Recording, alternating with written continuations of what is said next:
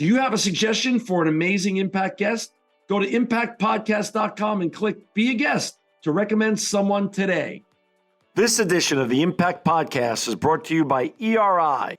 ERI has a mission to protect people, the planet, and your privacy, and is the largest fully integrated IT and electronics asset disposition provider and cybersecurity-focused hardware destruction company in the United States and maybe even the world. For more information on how ERI can help your business properly dispose of outdated electronic hardware devices, please visit eridirect.com.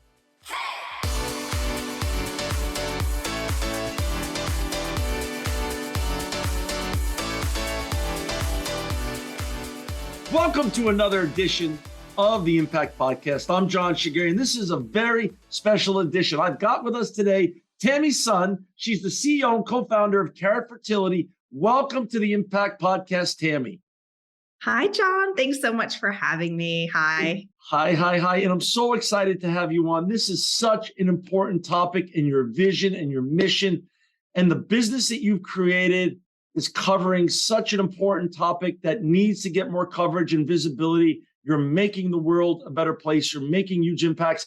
But before we get to all that, and we're going to get to that, I want you to share a little bit about your background, Tammy. You today are in Bentonville, Arkansas. And before we find out how you got there, where did you start this whole journey? Yeah, well, I am in Bentonville. Hello from Northwest Arkansas. And I'm excited to talk about Northwest Arkansas as well. But, you know, I didn't expect to be an entrepreneur. I didn't plan to be a founder or a CEO. I actually spent a lot of years and a lot of the earlier part of my career in politics and in policy and in government. And I moved to Silicon Valley many years ago, and started working for a tech company called Evernote. Sure. And I think one of the things that is really interesting, but not I think talked about enough, is that both government as a platform for doing important and good things at scale, it's not that different than technology as a platform, because you can reach a lot of people through products and services and filling important gaps in the market. Not that dissimilarly with thinking about, passing a new law or, an important election. So the transition wasn't that challenging for me. And once I sort of started thinking about doing my own fertility treatments and engaging in my own fertility healthcare, I came up on a lot of challenges. It was very expensive. It cost tens of thousands of dollars for me to get access to that type of care. And I was just really inspired to think about if I'm having this problem, and I was privileged enough to actually have enough money in a savings account, right, that could pay for the type of care that I wanted and that I needed. What happens to other people? Most people in this country don't have $500 or a full paycheck in savings. And so that means that if it's not covered as a part of your healthcare at work, you just won't have access to it.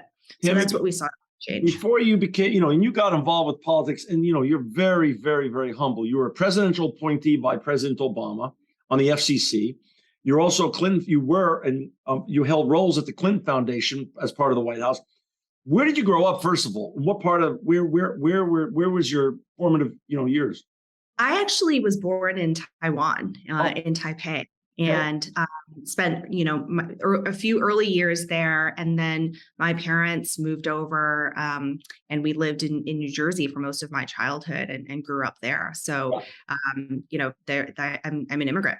And when you were going to school, and I'm from immigrant background, also Armenian, third generation, and I'm a true believer that some of the that entrepreneurs really have a huge leg up when they're immigrants, because we end up somewhat more resilient than just other people that have everything afforded to them and aren't as a little bit as tough and resilient and as flexible as others. Growing up, though, when you were going to college, what was on your mind then? Did you have any dreams to be an entrepreneur, or was it all politics and policy then? It was mostly politics. And I do say that with a caveat, which is I don't think I was exposed to entrepreneurship until much later in life. If I knew that that was an option for me, I might have decided differently. Although again, I think like the people who are attracted to politics and government and policy work are in many ways like they have the same DNA as people who are attracted to Silicon Valley and technology and building products and services. You're trying to do something that can impact the world in a really large way as quickly as possible. Correct. Your mom and dad they were entrepreneurs, or what professions did they hold, and how did that work, and how did that inform you as to your ability to jump over from government and policy making to the fun world of entrepreneurship? So, we were pretty, when I was very young, we were pretty poor. Okay. My dad was actually still in school at the time. He was getting master's, PhD.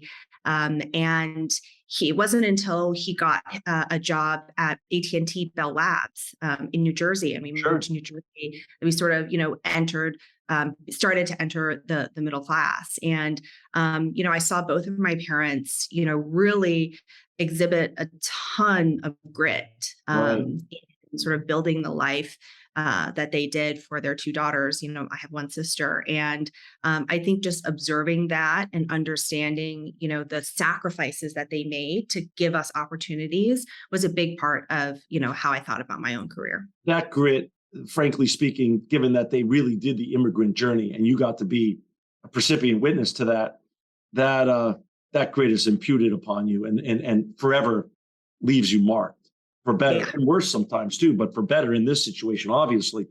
That so now you see this white space. You have a direct personal connection to this problem now that you want to fix. Yeah. So what then informed you to say, hey, I can be the one that does this. I can be the one, and I'm going to get the right people around me and also the right dough. And what gave you that ability to have the guts to do both?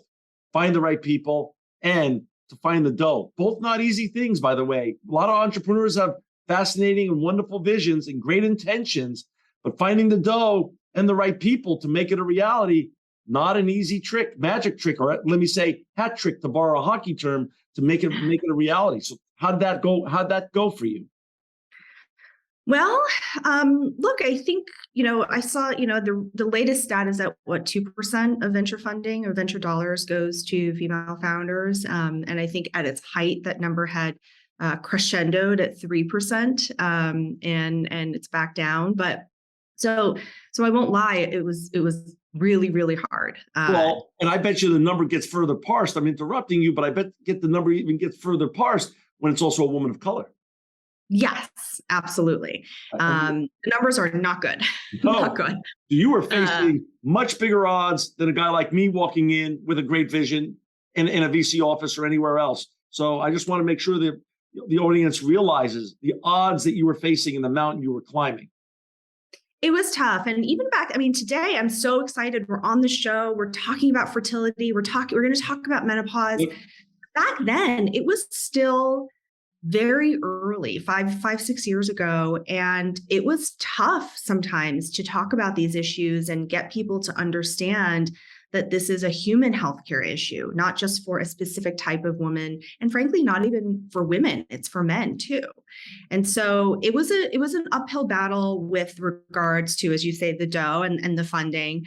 But I think the one thing that really got me through, of course, it was, the resilience and the things we talked about in terms of traits that, I am grateful my parents were able to give to me growing up. But the thing that really was differentiating was even as investors were saying no, and a lot said no, a lot of my potential customers were saying yes. So, I go from a meeting where an investor says, egg freezing, that's never going to be a thing. That's just for a tiny group of a specific type of woman. Like that's not going to be a thing. I'd go from that meeting to an HR leader or somebody who buys benefits at a company. And I would sit down and they would be like, thank God you're here. I was just talking to an employee who came into my office and said they couldn't get access to IVF through our insurance, or, oh my gosh, I've been wanting to talk to you. I have women coming in talking about egg freezing, and I don't know how to do it. And so I think the thing I would encourage people to do is really listen to the customer, stay connected to the customer. And then the money and the venture dollars and the financing, all of that stuff will follow if you have a strong customer base. I love that. Being customer obsessed, a lot of people forget that that's what we're in business to be, serving our customers. Who wrote the first check? Who was the first believer in Tammy's son? Oh my gosh. Okay. So there were, I think it was all on the same day, but there's a group of female angel investors in Silicon Valley called #Angels. So they were phenomenal. Jana, hi. Everybody, Chloe, hi. And then Charles Hudson from Precursor. Charles is one of the most successful, prolific pre-seed venture capitalists now in Silicon Valley. And I believe I was in his first fund just as he was launching the fund. And he is fantastic. He happens to be a Black VC. And I think that is just something that I am also very proud of. So this year, the year that you got the day and year you got those first checks was, which year are we talking about? Oh gosh, 2017, I think. 2017-ish. Yeah, 2017. And I had not even really started. I was just coming up with an idea. We had tried all of these sort of consumer angles. We did Y Combinator in 2018. Finally, we started selling in 2018. But those were early days. When you started, though, where were you working out of your home or out of a garage, Silicon Valley style, or where was this? Where was home for you then? Where was your? Oh my gosh. It was a coffee shop called Maxfield's in San Francisco that was connected to a laundromat. I love it. It was next to a bunch of, for almost a year. I did my work on a laptop at a coffee shop with 24 washers and dryers surrounding me. And when you first came up with this and you just wrote the business plan, did you have partners, or did you start building a team after you raised got the first checks in the door? I had some early partners, and right now one of my co-founders, Dr. Asma Ahmad, she's our chief medical officer. Okay. So she's my co-founder. She's my chief medical officer. She is a double board certified OB-GYN as well as fertility doctor. And we met at actually a fertility conference, sitting in a workshop for low cost, how to get more people to be able to access IVF. Wow. So now you start raising money, and what happens next? How do you start honing your vision and your mission, and what's your next steps then? Well, so I started raising money, and I think the thing that nobody prepared me for was how rapidly you would be rejected. And as somebody who, was pretty used to working hard and, achieving a goal or being successful, I think that level and that velocity of rejection can be very challenging for somebody who doesn't know that they're walking into an expectation where that's normal. And so, went through the process of raising a pre-seed round, raising a seed round. And, we ultimately ended up doing Y Combinator, which is a startup thing in Silicon Valley. Sure. And incubator. Yeah, exactly. And went on from there. You raise a bunch of money. And by the way, rejection never feels good, no matter how successful or not successful you are. I mean, it's hard. It's hard to deal with rejection, especially when it's your baby. It's not only you're being rejected, but it's one thing to be rejected personally. It's another thing when you're beautiful baby that you've really put a lot of thought in your life and your blood and your guts into really is. You think it's beautiful, but someone just says your baby is ugly. Ugly. Exactly. And don't bring it in my house. So now you've raised some money. Where do you start? You're talking to clients. I mean, and your client list today is just incredible. And for our listeners, and our viewers out there that want to learn more about Tammy and her great company, Carrot Fertility, you can type in carrotfertility.com or get-carrot.com. I mean, your client list now is ridiculous. Cliff Bars, Barry, Zoom, Peloton, et cetera, et cetera. But who were the first 2 to 5 clients and how'd that work?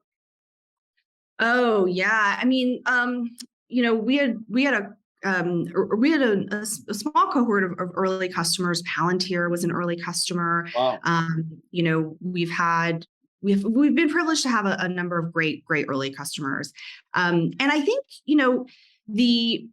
the timing is also really important here. I think, the customers that were available to us were able to make buying decisions because the culture had evolved just enough to that point to make this possible. So what does that mean? That means, for example, that, finally the Supreme Court said same-sex marriage, that is legal, right? We've made a decision on same-sex marriage.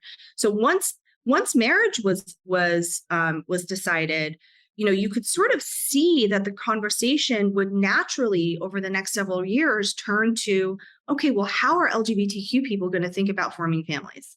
Right. What is the type of healthcare that they're going to need in order to do that? Is it going to be adoption? Is it going to be IVF? Is it going to be surrogacy? Right. So there's a lot of things that come as a consequence to a big cultural and legislative, a big cultural and legal shift like that. We were just sort of coming to a point where, more and more people were talking about infertility in the public.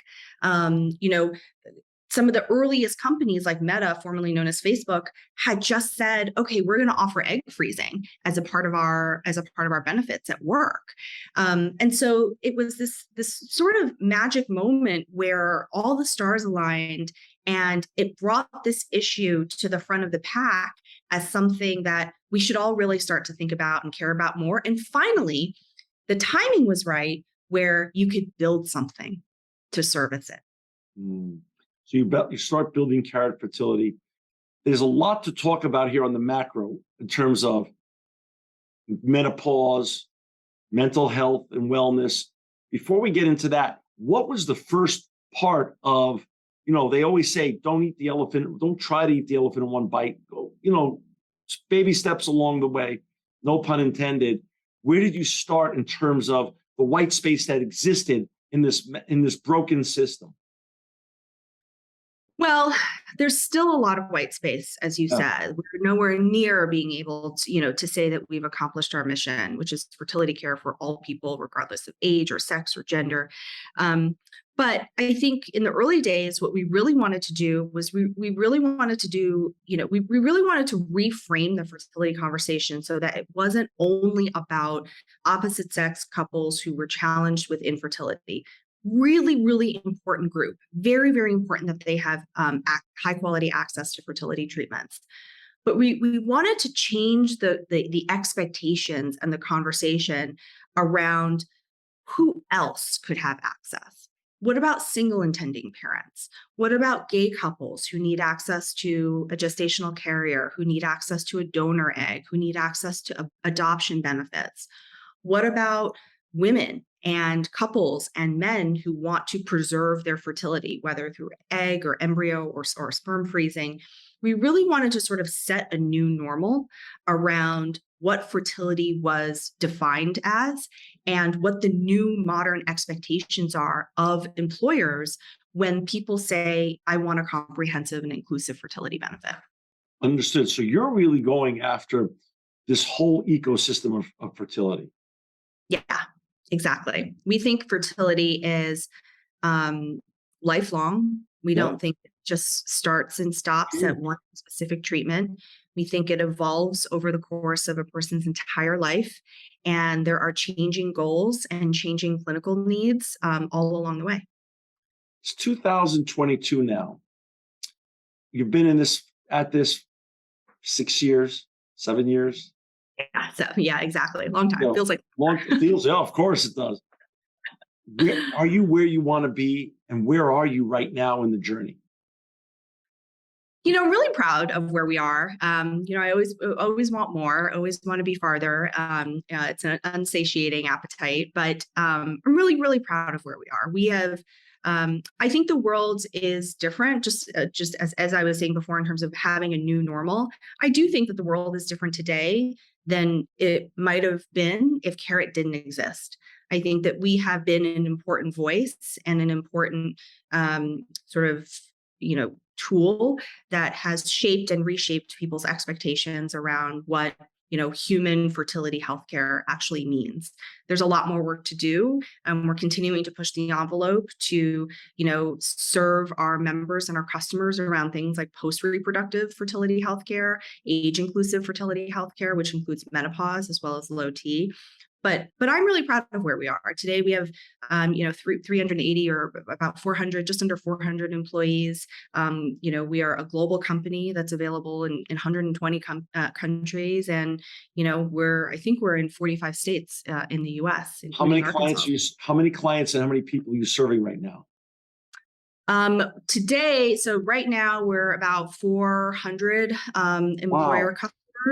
Yeah, and about 1 million lives. But when we move in, by the time Q1 rolls around, we will be many millions of covered lives and almost double the number of customers. Is post-COVID, how did COVID change your business and how employers look at this seeming trend of better benefits being important for retention, and not only for employee retention, but for employee attraction as well?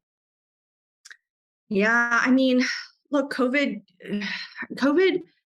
put a spotlight on how important healthcare, the strength of the healthcare infrastructure is in this country. It also maybe put a maybe the weakness of it as well. The weakness of it. Weaknesses and how we can build resiliency. And I think a big part of it is really through telehealth, right? And through telemedicine. For us, we really doubled down on telehealth during the pandemic. Explain what you mean by that. So a couple things. The fertility clinics during the pandemic were shut down. So anything that was, I don't know if you remember, quote unquote non-essential, was closed. Right. So there was a lot of interrupted IVF cycles, adoption processes that had stopped because people needed to travel in order to do things. So there was just a massive disruption in care.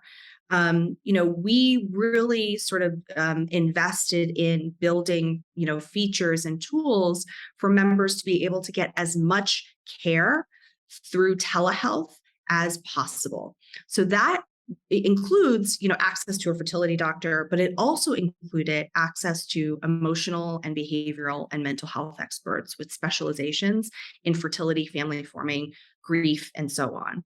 The mental health and emotional health aspect of managing and dealing with fertility healthcare is something that we feel very passionately about, and we think is an integral part of the fertility healthcare experience, not just your physical body, but also your emotional wellness. And so we saw over a 3x spike in utilization of those types of experts on our platform. And what's the Carrot RX brand that you built?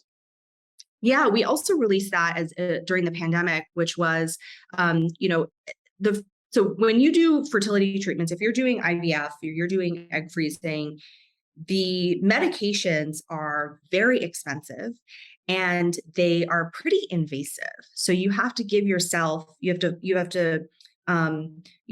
this medication, it's free, a lot of it needs to be refrigerated, it comes in an, packed. You have to mix medication, John, and then, load a syringe, and then give yourself multiple shots per day for up to 2 weeks, maybe sometimes a little. So it's really complicated, really invasive, and really complex. When I first did it, my hands were shaking because, I had never given myself any kind of, medical or definitely not a shot. But each little vial of medicine was like several hundreds of dollars. So if you mess up, it's a pretty expensive mistake. Right. So sometimes people will, have friends come over and do it, or if you have a partner that they can help you do it. But it doesn't matter because none of us are doctors, and so we're just sort of figuring it out on our own. And so the Carrot RX product makes this experience a lot better. So it arrives at your house, well labeled, well marked, fully branded, full instructions. One of our Carrot experts will get on the phone with you to do an unboxing. So you unbox all of your stuff. We tell you it has to be refrigerated. We give you specific instructions on how to store your medications.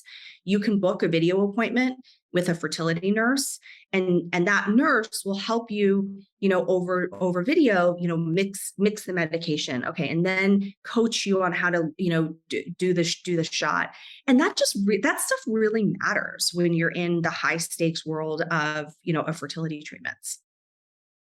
High stakes world. By the way, for our listeners and viewers who've just joined us, we've got Tammy Sun with us today. She's the CEO, co-founder of Carrot Fertility. To find Tammy and her great company and her colleagues around the world, please go to carrotfertility.com. Talk about the cultural differences between the United States, serving the United States population and corporations here and the citizens of this country versus the other countries that you service. What are you seeing in terms of cultural differences and how you have to adjust your business model for Asia, for Europe, South America, and other parts of the world? Such an interesting question. There are so many differences between the US and countries around the world. We're the leading provider of global fertility benefits. We are the experts in this space. And the thing that I am always just so struck by when it comes to the global landscape is every country has something about it that is good, right? So, for example, Yeah. in the UK, they are really making a lot more progress on menopause from a policy perspective, from a culture perspective, than we are in the US.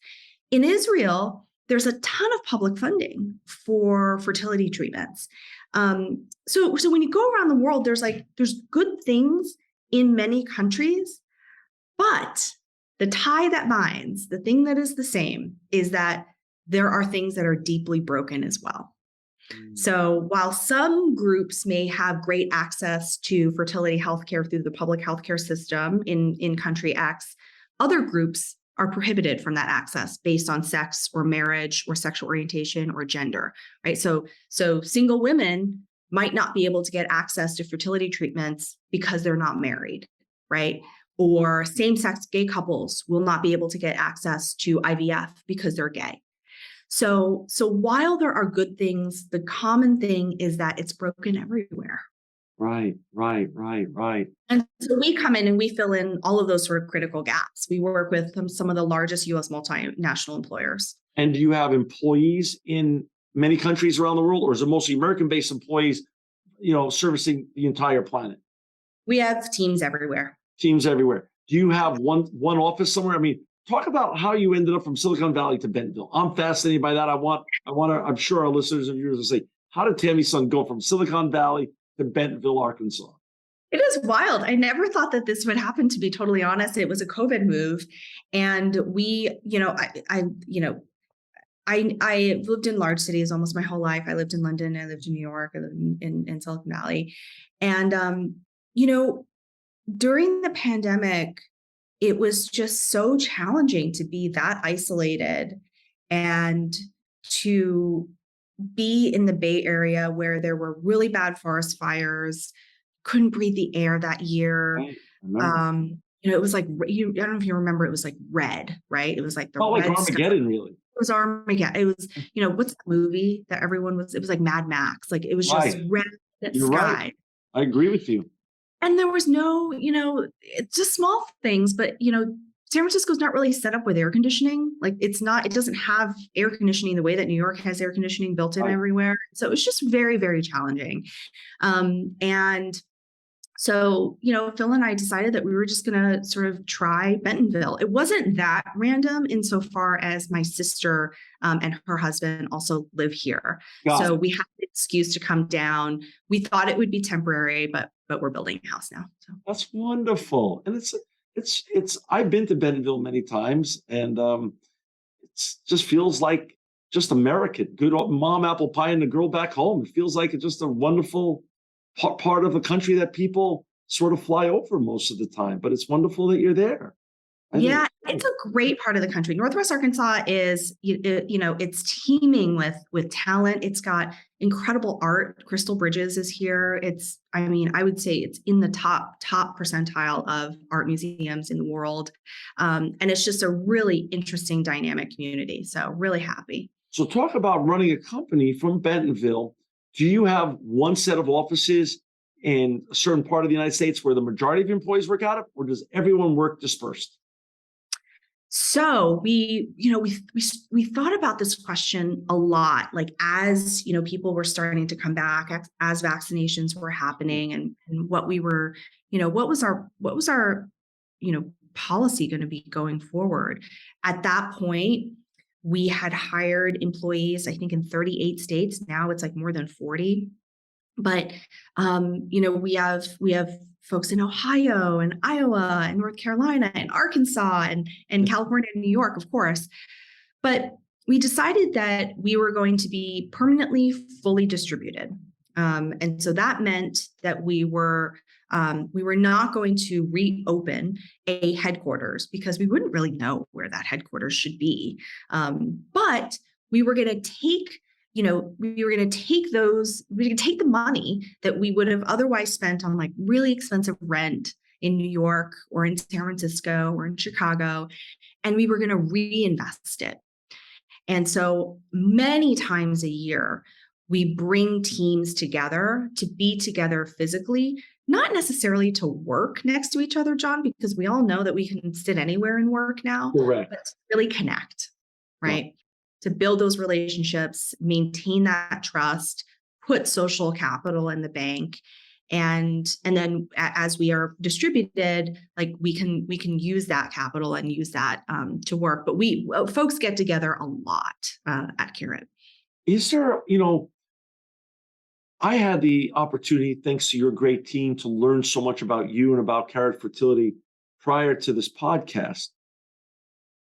How are you getting the word out there, and what's the future look like? This seems like the opportunity is limitless and the sky is the limit for you, and it's all the trends are in your favor. Am I reading that right, or where am I missing something here? No, you're totally right. I mean, look, we're in a tough, sort of challenging economic environment now, and there's a lot of discussion about sort of the macro economic environment. And what I like to remind people about our industry and our business is that, the secular trends that drive sort of the expansiveness and the growth of fertility, it's bigger than whatever this economic moment is, however long it lasts. It's permanent, right? People, both men and women, are going to continue to have kids later and later, whether it's starting their families, or ending their families. Tens of millions of people are going to enter post-reproductive fertility healthcare, which includes menopause, perimenopause, and menopause. That's permanent. And so pregnancy, right? So these things are larger than any specific economic moment. And so we really talk about how we can be of service to a really important constituency in this country, which is health plans and employers who are the payers of healthcare, right? You and I don't know about you, but I get my healthcare through my job. Me too. Me too. And that's just how it is in this country. You can like it, you can not like it, you can hate it. It's the way it is. The way it is, right? Like we more than half of all Americans, 150 million, we get our health benefits through our jobs. And so we put these employers and these customers at the center of our universe at Curate, which is how can we be of service to this vital group in this country, which is very much on the front lines of healthcare delivery. How did such an important topic become such a misunderstood and taboo topic to even talk about over in our culture and society? When you've been doing your journey and learning from so many great people that you've been exposed to, what have you learned as to why the nature of this being such a misunderstood, misdiagnosed, and taboo topic to even be out there? Oh, there are a lot of aspects about how women in particular engage in healthcare and how they are served or unserved in the healthcare system that I think can answer that question. Okay. There's a lot of bad news, but the good news is that we're in this really important moment where we're able to sort of bring these topics to the table as a first-class citizen in healthcare, not at the side table, not like it's at the table as a first-class citizen, and you're seeing it being baked into the healthcare stack at work with dental, with vision, with medical. Right. People are looking at mental health benefits, they're looking at fertility benefits, and I think unfortunately, a lot of the healthcare system historically over time has not been designed by and designed for women. You see it in every aspect of the healthcare system in terms of clinical trials and all sorts of parts of the system. But I think, we are excited to sort of be engaged in the process that is reimagining and reinventing really, really important parts of it for people.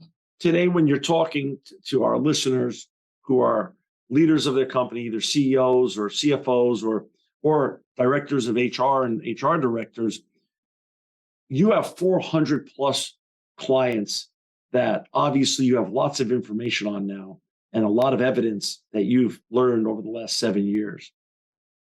It's good business to get involved with fertility benefits like that Carrot shares and offers to people in terms of retention, in terms of attraction of employees, and just employees' happiness. Is this the proven science now and the facts that you can say and look at any CEO or director of HR and say it's just plain good business for you to bring on our service to your company? It's just math. It's Share the math. And like I think one of the things that is a double whammy here is that number one, people love announcing and delivering Carrot to their employees. Like, people cry. It's life-changing, right? If you're a benefits leader or you're in HR, there's lots of parts of the role that can be really challenging, that are draining. This is a part of the job that a lot of our customers just love giving their employees, right? So it feels great. But it's not just that it feels great for them and for their employees, it's just math. So, if you care about saving costs, if you care about retaining employees, this just makes sense. The average cost of replacing an employee ranges between, depending on kind of what role and where they are, ranges between $50,000 and $200,000. When you're talking about women in the workforce in their 40s and 50s, many of whom are leaders, executives, managers, $200,000 doesn't begin to express how expensive it would be to lose a leader at that level and replace her. So from a retention perspective, Carrot works. 98% of our members over the course of more than 3 years, and we survey them every single week, 98% tell us that they are more likely to stay at that company in that job because they have access to Carrot. That's awesome. So we pay for ourselves just on that, right? And then when you talk about the healthcare side, like that's a whole nother story. Let's go back to the entrepreneurship thing. You were facing a huge mountain, not only a woman, which is hard when you're a woman entrepreneur in this country. There's no doubt. There's a lot more discussions of the Mark Cubans in this world than the Sarah Blakeley's, and a woman of color nonetheless. Share with us what you were expecting that happened along the journey, and what were you not expecting that also happened along the journey, and how hard is it to be an entrepreneur, and would you ever go back to public service again, where you're now smitten and this is it for you? Oh my gosh. Well, I definitely don't know if I have another company in me after this is all done. It might have taken everything that I possibly have. I don't think you have I think you're a long way from done here. So I think you have a long journey in front of Exactly. you here anyway. So let's not worry about another company. um, one of the things that I was expecting is, you know, I, it's kind of a weird thing to say, but I knew that it would work. That's Like, cool. I knew that it would work. I knew that it would be very hard. I knew that there would be so many problems to solve, but I knew that it would work. And the way that I knew that was because I was just constantly listening to the customers. Like my connection to the customers was so strong that like I could read what was going on. So I always knew that it would work, even though I knew it would be hard. Mm. The thing that surprises me, and it continues to sort of surprise me every day, is like I am just so, for a while I was I was doing many jobs. I was customer service, I was sales, I was product. And so I sometimes wake up and I just cannot believe that there are hundreds of people who are more talented than me at these jobs, who get up every day and they make this their life's work too. And they're just so relentless and so smart and so energetic, and they're just doing such great work to move this forward. Like sometimes I wake up and I can't believe it. That's awesome. When you started, are your parents still alive? They are, yeah. So when you started this and you first called and said, I'm leaving the FCC or leaving the Clinton Foundation or all the great things that you were doing and involved with in your previous career and earlier in your career, how were they with this whole journey that when you were just embarking on it? I mean, so my parents are, as we discussed, my parents are immigrants. Yeah. Yeah.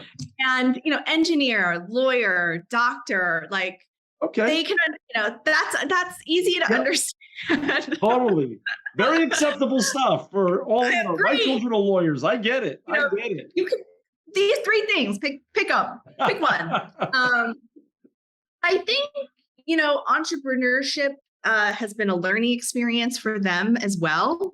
I don't think they think that I'm unemployed anymore. I think I have a real job. But it's definitely, it's been fun for them too. That's awesome. That is just so awesome.